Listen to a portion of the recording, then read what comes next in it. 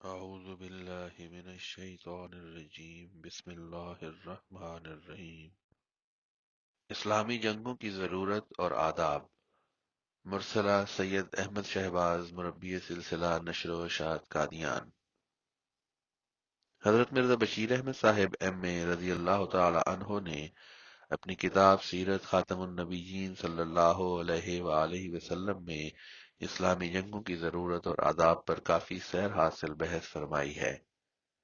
آپ رضی اللہ عنہ فرماتے ہیں کہ جہاد بالسیف کا مسئلہ جس کے ماتحت مسلمانوں کی تلوار نیام سے باہر آئی، باوجود در حقیقت ایک بہت صاف اور سادہ مسئلہ ہونے کے، ان متضاد خیالات کی وجہ سے جو بدقسمتی سے خود بعض مسلمانوں کی طرف سے اس کے متعلق ظاہر کیے گئے ہیں، اور نیز بعض غیر مسلم مورخین کی تحریرات کی وجہ سے جو انہوں نے مورخ کی حیثیت سے ہٹ کر ایک متعصب مذہبی مناظر کی حیثیت میں لکھی ہیں، ایک نہایت پیچدار مسئلہ بن گیا ہے۔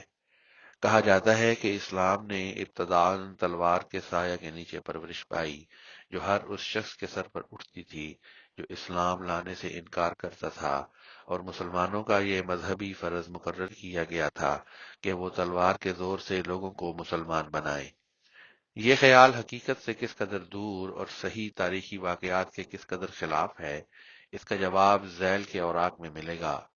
حقیقت حال یہ ہے، اور اس حقیقت کے شواہد ابھی ظاہر ہو جائیں گے، کہ اس ابتدائی زمانہ میں حضرت صلی اللہ علیہ وسلم اور آپ سلم کے صحابہ رضی اللہ عنہم نے ابتداء جو کچھ کیا وہ دفاع اور خود حفاظتی میں کیا، اور وہ بھی اس وقت کیا جب کہ قریش مکہ اور ان کی انگیخت پر دوسرے قبائل عرب کی معاندانہ کارروائیاں اس حد کو پہنچ چکی تھیں کہ ان سے مقابلہ میں مسلمانوں کا خاموش رہنا اور اپنی حفاظت کے لیے ہاتھ نہ اٹھانا خودکشی کے ہم معنی تھا، جسے کوئی عقل مند نظر استحسان سے نہیں دیکھ سکتا۔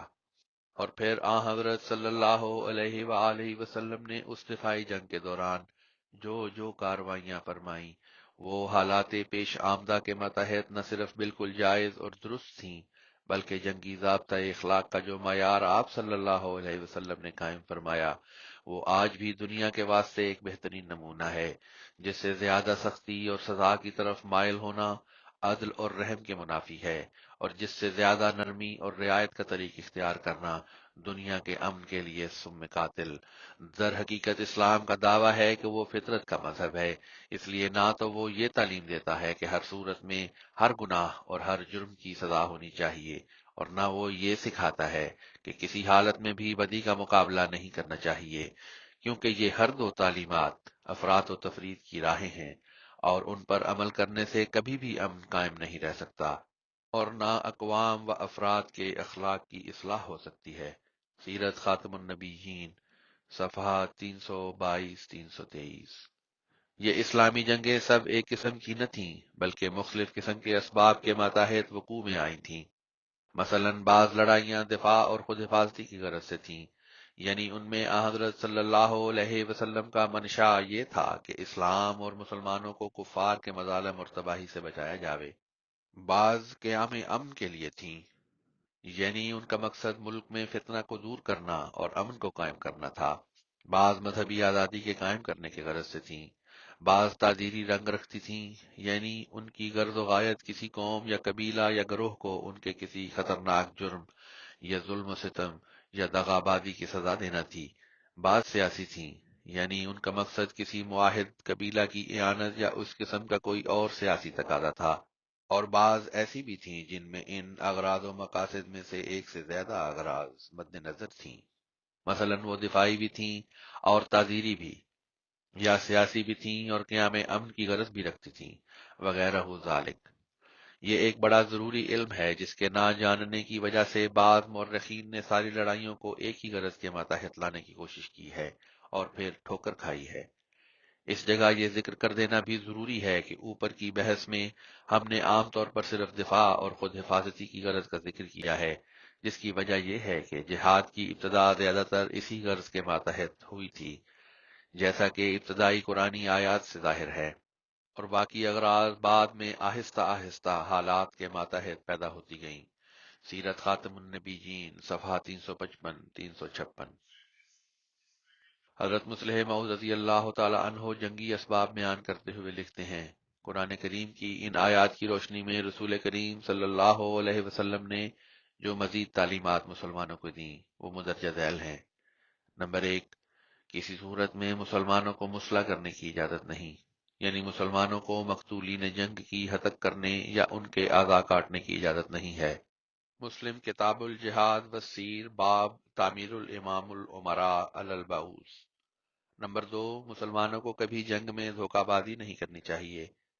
مسلم کتاب الجہاد والسیر باب تعمیر الامام الامراء علی البعوث۔ تین، کسی بچے کو نہیں مارنا چاہیے اور نہ کسی عورت کو۔ مسلم کتاب الجہاد باب تحریم قتل النساء والصبیان فی الحرب۔ نمبر چار، پادریوں، پنڈتوں اور دوسرے مذہبی رہنماؤں کو قتل نہیں کرنا چاہیے۔ تحاوی کتاب الجہاد باب فی قتل النساء والصغار۔ نمبر پانچ، بڈھے کو نہیں مارنا چاہیے، بچے کو نہیں مارنا چاہیے، عورت کو نہیں مارنا چاہیے، اور ہمیشہ صلح اور احسان کو مد نظر رکھنا چاہیے۔ ابو داؤد کتاب الجہاد باب فی دعاء المشرکین۔ نمبر چھ، جب لڑائی کے لیے مسلمان جائیں تو اپنے دشمنوں کے ملک میں ڈر اور خوف پیدا نہ کریں اور عوام الناس پر سختی نہ کریں۔ مسلم کتاب الجہاد باب فی امر الجیوش بالتیسر و ترک التنفیر۔ نمبر سات، جب لڑائی کے لیے نکلیں تو ایسی جگہ پر پڑاؤ نہ ڈالیں کہ لوگوں کے لیے تکلیف کا موجب ہو، اور کوچ کے وقت ایسی طرز پر نہ چلیں کہ لوگوں کے لیے رستہ چلنا مشکل ہو جائے۔ رسول اللہ صلی اللہ علیہ وآلہ وسلم نے اس بات کا سختی سے حکم دیا ہے۔ فرمایا، جو شخص ان احکام کے خلاف کرے گا اس کی لڑائی اس کے نفس کے لیے ہوگی، خدا کے لیے نہیں ہوگی۔ ابو داؤد کتاب الجہاد باب ما یؤمر من انضمام العسکر۔ نمبر آٹھ، لڑائی میں دشمن کے منہ پر زخم نہ لگائیں۔ نمبر نو، لڑائی کے وقت کوشش کرنی چاہیے کہ دشمن کو کم سے کم نقصان پہنچے۔ نمبر 10، جو قیدی پکڑے جائیں ان میں سے جو قریبی رشتہ دار ہوں ان کو ایک دوسرے سے جدا نہ کیا جائے۔ ابو داؤد کتاب الجہاد باب فی التفریق بین الصبی۔ نمبر 11، قیدیوں کے آرام کا اپنے آرام سے زیادہ خیال رکھا جائے۔ ترمذی ابواب السیر، غیر ملکی سفیروں کا ادب اور احترام کیا جائے، وہ غلطی بھی کریں تو ان سے چشم پوشی کی جائے۔ ابو داؤد کتاب الجہاد باب فی الرسل۔ اگر کوئی شخص جنگی قیدی کے ساتھ سختی کر بیٹھے تو اس قیدی کو بلا معاوضہ آزاد کر دیا جائے۔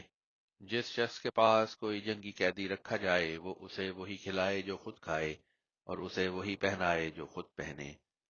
حضرت ابو بکر رضی اللہ عنہ نے انہی احکام کی روشنی میں مزید یہ حکم جاری فرمایا کہ عمارتوں کو گراؤ مت اور پھلدار درختوں کو کاٹو مت۔ موطا امام مالک کتاب الجہاد باب النہی عن قتل النساء والوالدان فی الغز۔ ان احکام سے پتہ لگ سکتا ہے کہ اسلام نے جنگ کے روکنے کے لیے کیسی تدابیر اختیار کی ہیں، اور رسول کریم صلی اللہ علیہ وسلم نے کس عمدگی کے ساتھ ان تعلیمات کو جامہ پہنایا اور مسلمانوں کو ان پر عمل کرنے کی تلقین کی۔ یہ ہر شخص سمجھ سکتا ہے کہ نہ موسیٰ کی تعلیم اس زمانہ میں عدل کی تعلیم کہلا سکتی ہے، نہ وہ اس زمانہ میں قابل عمل ہے، اور نہ مسیح کی تعلیم اس زمانہ میں قابل عمل کہلا سکتی ہے، اور نہ کبھی عیسائی دنیا نے اس پر عمل کیا ہے۔ اسلام ہی کی تعلیم ہے جو قابل عمل ہے اور جس پر عمل کر کے دنیا میں امن قائم رکھا جا سکتا ہے۔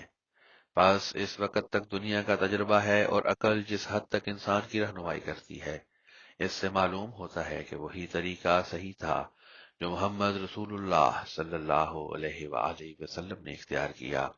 اللہم صلی علی محمد کما صلیت علی ابراہیم وعلی آل ابراہیم وبارک وسلم انکا حمید مجید۔ دباچہ تفسیر القرآن صفحہ 283 285۔